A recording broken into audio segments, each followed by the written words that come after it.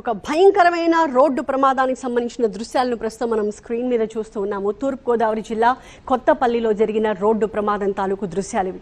Factory గోడని ఢీకొట్టింది car. దీంతో ముగ్గురు ప్రాణాలు కోల్పోయారు. క్లియర్గా దానికి సంబంధించిన విజువల్స్ మనం చూస్తూ ఉన్నాము. ఆ కారు కూడా దాదాపుగా నుజ్జు అయిపోయి మనకి కనిపిస్తోంది. ముగ్గురు ఈ ప్రమాదంలో ప్రాణాలు కోల్పోయారు. మరొక 6గురికి తీవ్రంగా గాయాలవ్వడంతో వాళ్ళని ఇమీడియట్గా హాస్పిటల్కి తరలించారు.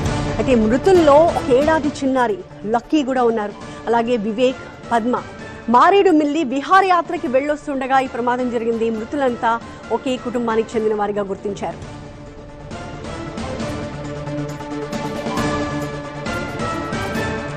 తూర్పుగోదావరి జిల్లా కొత్తపల్లిలో జరిగిన ఘోర రోడ్డు ప్రమాదం దృశ్యాలివి. ఒక ఫ్యాక్టరీ గోడని ఢీకొట్టింది కారు. దీంతో ముగ్గురు అక్కడికక్కడే మృత్యువాత పడ్డారు. మరో 5గురికి తీవ్రంగా గాయాలవ్వడంతో వారిని ఆసుపత్రికి తరలించారు.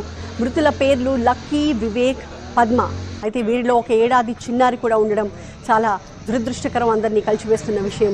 మారేడుమిల్లి విహారయాత్రకని కుటుంబం మొత్తం వెళ్ళి వస్తూ ఉండగా ఈ ప్రమాదం జరిగింది. వాళ్ళంతా హ్యాపీగా ఆ విహారయాత్రకి వెళ్ళిన టైంలో తీసుకున్న వీడియో కూడా మనం చూస్తూ ఉన్నాము. వెళ్ళి మారేడుమిల్లి విహారయాత్రకి వెళ్ళారు, హ్యాపీగా గడిపారు. కానీ రిటర్న్ జర్నీ పూర్తిగా విషాదాంతంగా మారింది. విహారయాత్ర విషాదానికి దారితీస్తుందని ఎవరూ ఊహించలేదు. కుటుంబంలో ముగ్గురు ప్రాణాలు కోల్పోయారు. మరొక 5గురు తీవ్రంగా గాయపడి హాస్పిటల్లో చికిత్స తీసుకుంటూ ఉన్నారు. వాళ్ళంతా కూడా ఒకే ఫ్యామిలీకి చెందిన వారు.